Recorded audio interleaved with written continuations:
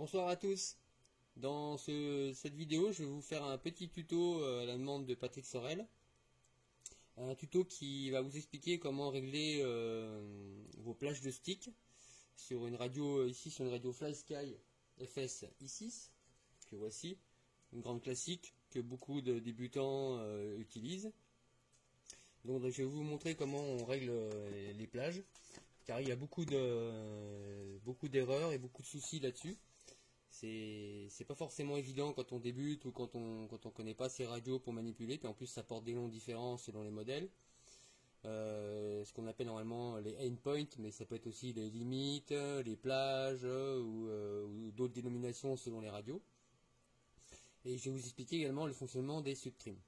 Donc j'espère que ce tuto servira à Patrick et à d'autres gens pour apprendre à régler vos plages, et ce sera beaucoup plus simple pour vous. Donc l'idée, bien sûr, il faut déjà avoir un petit drone.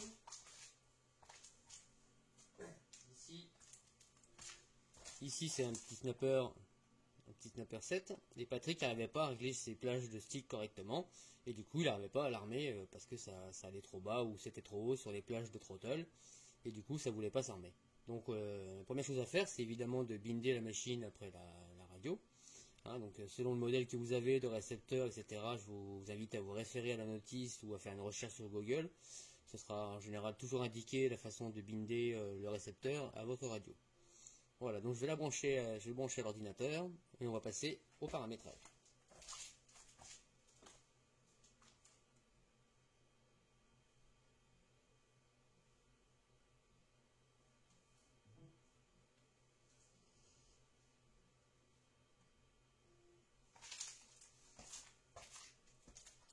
Donc bien sûr, on n'oublie pas de enlever les hélices sur la machine, surtout si celle-ci a besoin de la batterie pour pouvoir faire fonctionner le récepteur. Il y a des cartes de vol qui fonctionnent sans batterie, qui font fonctionner le récepteur sans batterie, mais ce n'est pas le cas de toutes. Donc pensez surtout à rester en sécurité et à ne pas laisser les hélices sur votre machine. Je vous passe sur l'épreuve des drivers, etc. Hein. Il y a beaucoup de méthodes et beaucoup de tutos déjà disponibles pour ça. Donc ici je vais juste me connecter, hein. J'ai déjà mon port qui s'est affiché automatiquement. Hop, voilà. Donc la machine est bonne, hein. On peut aller vérifier que le sens est bon. Mais c'est pas ce qui nous intéresse. Alors une fois que vous avez bindé votre machine, selon le mode de communication, il peut être nécessaire d'aller chercher dans les ports la fonction Serial RX à activer pour passer par exemple sur un récepteur S-Bus ou I-Bus ou autre, ou Spectrum, etc. Ici c'est un récepteur intégré à la machine. Donc il ne fonctionne pas en Serial RX puisqu'il est intégré, il fonctionne en SPI, c'est un mode de communication numérique directement intégré à la carte. Alors dans l'onglet configuration, ici à récepteur, je choisis donc SPI RX et en dessous je choisis le mode de communication, FlySky 2A, vu qu'on est en FlySky. Voilà, une fois que tout ça est fait, on peut donc allumer notre petite radio. On se rend dans l'onglet récepteur, et si tout est bon, normalement, voilà, on a les sticks qui bougent, impeccable. Pas de souci. Alors vous pouvez avoir votre machine qui se met à tourner toute seule ici. C'est justement parce que les plages centrales, par exemple des sticks, ne sont pas réglées correctement.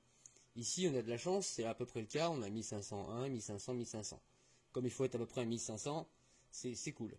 Donc la chose à faire pour arriver justement à 1500, si vous avez des sticks, par exemple qui seraient un petit peu comme ça, à 1025, donc la machine, vous voyez, elle tourne toute seule, et puis même si vous touchez pas au stick, ça continue de tourner. Donc c'est pas très agréable pour voler, et c'est un peu perturbant. Donc pour régler ce centrage là, on utilise le menu Subtrim. Sur la FlySky, alors le menu, hop, on va sur Setup, ok, et on a ici le menu Subtrim. On descend dessus, hop. Et vous voyez ici, on voit les barres avec les channels 1, 2, 3, 4, 1, 2, 3, 4, et la petite stick qui est au milieu. Donc on peut par exemple le décaler un petit peu. Et vous voyez qu'en même temps, là-haut ça bouge en même temps. Là je suis en train d'augmenter la plage, donc la machine va tourner encore plus toute seule. Alors je redescends pour tomber le plus possible à 1500. Voilà. On valide en restant appuyé sur Cancel. Alors attention à l'ergonomie de la FlySky, hein, elle est assez particulière. Donc il faut s'y faire, il faut comprendre que les up-down et OK et cancel, ça fait pas toujours la même chose selon le menu dans lequel on est. Pas très pratique, mais il faut s'y faire. Bien, donc maintenant que mes streams sont réglés, là j'ai de la chance, je n'ai pas besoin de régler beaucoup. Je vais aller régler mes plages. Pour ce faire, on a le menu sur la FlySky Endpoint. On monte sur Endpoint, OK. Et voilà, donc on retrouve nos channels qui sont ici à 100%. Et on va pouvoir régler les plages pour qu'elles soient parfaites. Ici par exemple, si je descends mon roll, voilà, il a de la chance, il est à 1000, mais là à fond il est à 1595. Donc on a une résolution de 400 en dessous et de 397 au-dessus. C'est pas parfait.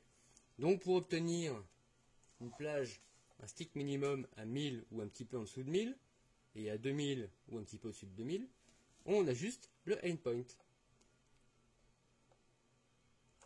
On le met en haut.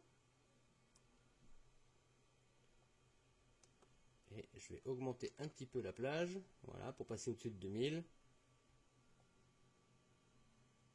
Alors, le problème avec les FlySky, c'est ça. C'est vraiment imprécis. C'est un truc de dingue. Comment que la résolution des sticks est totalement imprécise. Là, c'est bon. Je suis en dessous et je suis un petit peu au-dessus. On valide avec OK pour passer sur la deuxième ligne, qui est normalement le pitch. Voilà. Donc, je vais augmenter un petit peu pour passer. Même chose de l'autre côté. Voilà. Hop, le troisième, c'est les gaz qui sont à 1007.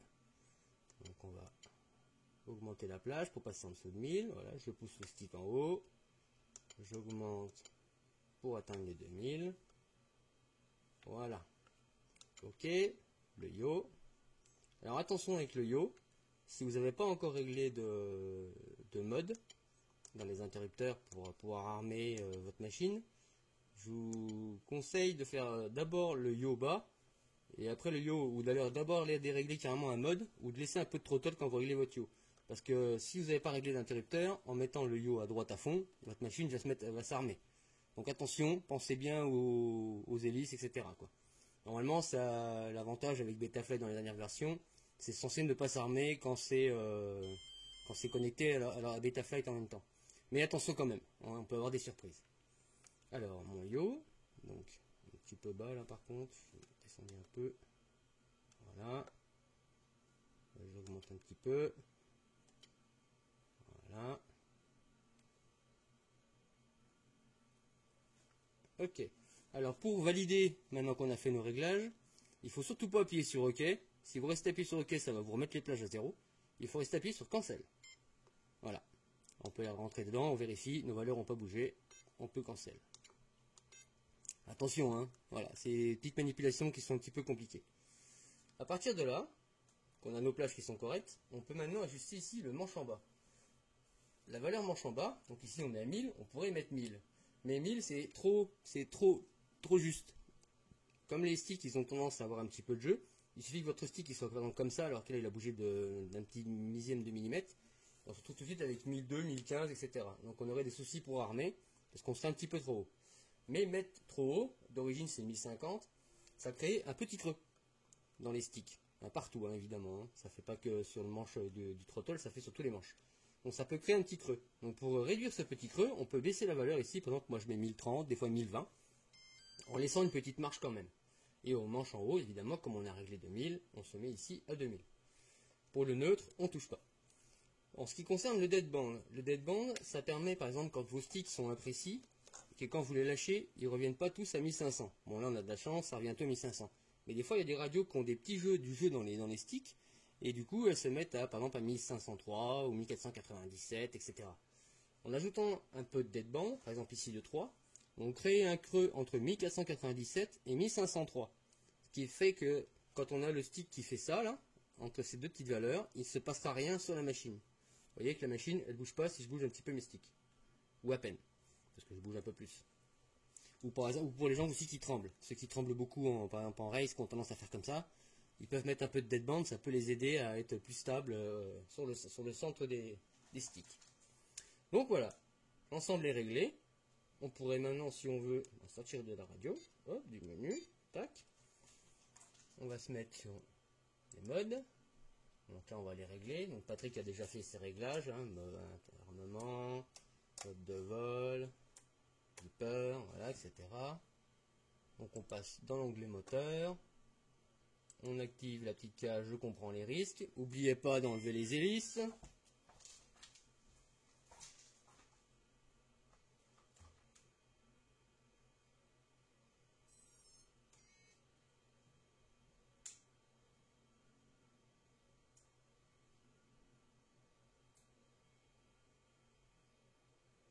Et on voit que ça fonctionne impeccable.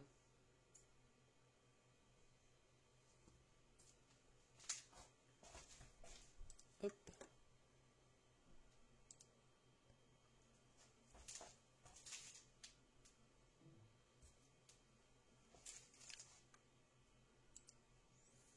Et voilà pour le réglage des plages de stick sur la radio PlaSky FSI6. C'est le même principe sur toutes les radios, hein, et je vous invite à le faire fortement sur tous vos modèles. Vous gagnerez en précision et en plage de résolution et vous aurez des machines beaucoup plus stables, surtout au neutre. Voilà messieurs, je vous remercie d'avoir suivi ce petit tuto et je vous dis à bientôt. Tchuss!